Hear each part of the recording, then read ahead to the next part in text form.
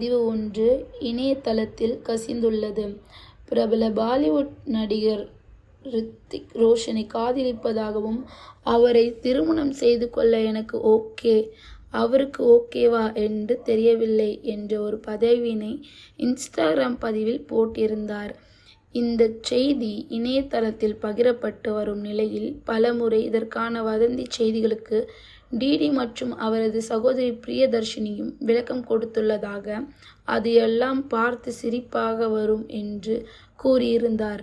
அந்த மாப்பிள்ளை யாருப்பா, அவரை பார்க்க வேண்டும் என்று கூட டிடியின் சகோதரி கலாய்த்து பேசியிருப்பது குறிப்பிடத்தக்கது.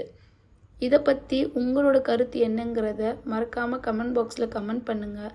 இது போன்ற பல தகவல்களை தெரிந்து கொள்ள சினி ஜங்ஷனை மறக்காமல் சப்ஸ்கிரைப் பண்ணுங்கள், லைக் பண்ணுங்கள், உங்கள் ஃப்ரெண்ட்ஸ் அண்ட் ஃபேமிலிக்கு ஷேர் பண்ணுங்கள்.